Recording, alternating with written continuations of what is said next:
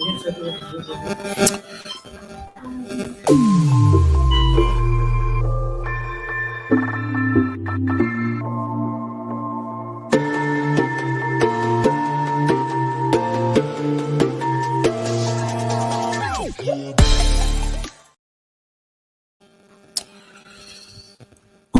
morning, everyone that is watching wherever you are.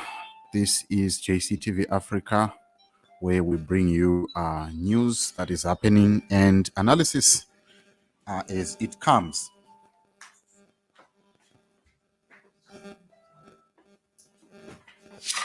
So today we are talking about this breaking story of Simba Chikanza, the ZimEye editor, against the First Lady of Zimbabwe, Mai Mnangagwa. So yesterday, I think around 10, Simba Chikanza posted some screenshots of him having a conversation with the First Lady, screenshots of a video call. And in that video, Simba Chikanza then said, I'm giving the First Lady 8 hours to either we do the interview or I'm going to publish what I have. Then he said when it was, I think it was when he said 00 o'clock, then we saw a response from the presidency, which is something that I'm going to show you now. That is on Simba Chikanza's page. And then I'm going to give you a comment in that regard. So let's just take a look at what Simba Chikanza then, what the First Lady then said regarding this story. And I'm going to make a comment on that one to say who is wrong and who is right. So let's just take a look at the statement that was released by the presidency on behalf of the First Lady. That is on the page here. All right. So here is this is the statement, and it reads Simba Chikanza of ZimEye online media platform called the First Lady of Zimbabwe, Mai Mnangagwa, wanting to interview her on issues that the First Lady were out of her competence. The First Lady spoke to Simba Chikanza off the record, which is journalism standard and ethical rule that allows the proposed interviewee, Mai Mnangagwa, an opportunity to speak with journalists, giving them context to issues and why she can't speak on them. It is a tragic and terrible ethical breach of journalism for Simba Chikanza to then blackmail the First Lady, publicly demanding that she gives an interview based on a threat to release an off the record conversation. The First Lady had always been available to speak to journalists because she understands her obligatory role and functions to the nation. The First Lady also understands that she needs to allow journalists to do their work professionally by being available when they need information related to her role and functions. However, it is unprofessional for journalists to force her to speak on issues which she has no authority to speak, especially after she has explained in and off the record conversation that she can't do so.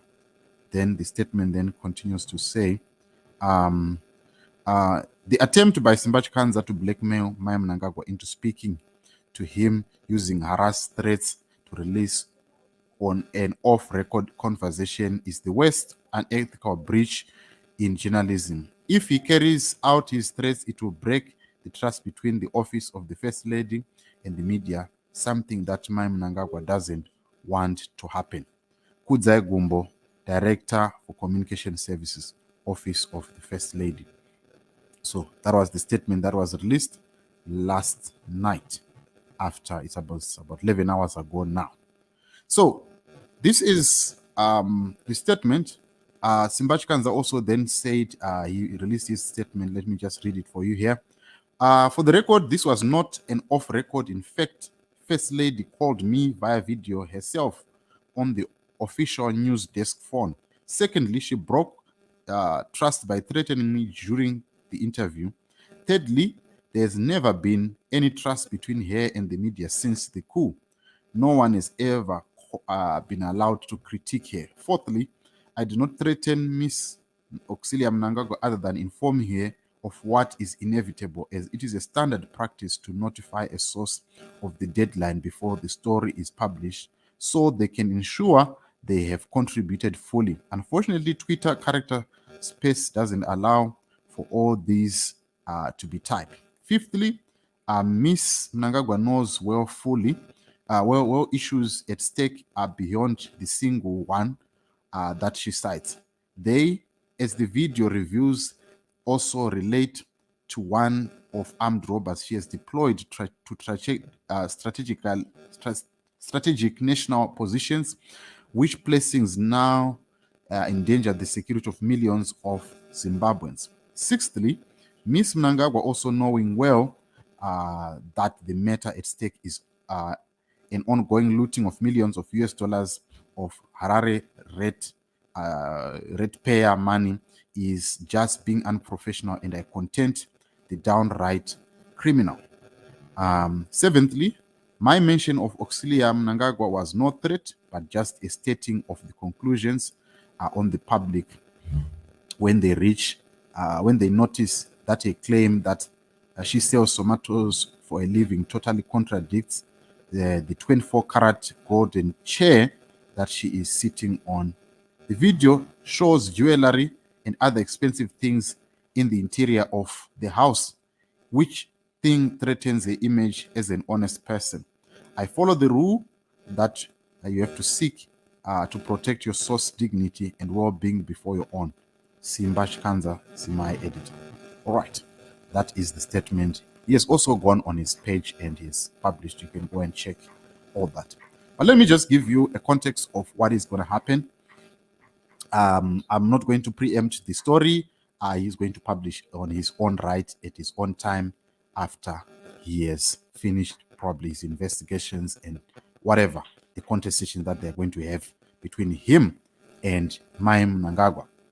Right. So I want to take you to a story that happened in 2016. In 2014, in 2014, the Chelsea boss then, Jose Mourinho, or Jose Mourinho, however you pronounce it, that is the picture there that is on your screen. He was secretly recorded, criticizing his striker, Samuel Eto'o, that he was old, something like that. And the media went on to release that. They didn't even seek consent of Jose Mourinho. So, what happened? It went out there, and the media were talking about it, even though it was a secret recording. Jose Mourinho went on to criticize the media or the publication for releasing secret recording, right? And said that it was uncalled for and slammed the media publication for doing so. However, it was already out there. So, what am I trying to say here? I'm trying to say, whatever you talk to someone who is in the media, whether you think it is off record or it's not on record, they can release it, and they will just say. That's why you see in publications, you hear that we called this office and there was no response, and we went on and they did their publication. Because the moment that you talk to a media practitioner off record, and then, or you don't even respond to their messages, or you just say, I have no comment. Saying I have no comment, you have already commented. Because that publication is still gonna go and publicize that you have no comment. Saying you have no comment is actually saying you have a comment. So that is standard procedure. Number one, that this story that I'm telling you, it happened in England. I'm going to give you another story here. There is Sam Allardyce. Sam Allardyce was appointed to become the England manager or a coach for the senior England national team. And some journalists, they went to him pretending to be agents, football agents. And Sam Allardyce spoke to these agents, and he was trying to say things that were, incriminating FA transfer system. And he was saying that, no, you can bypass it. And you know what happened? Sam Allardyce was fired from his job because of a secret conversation that happened.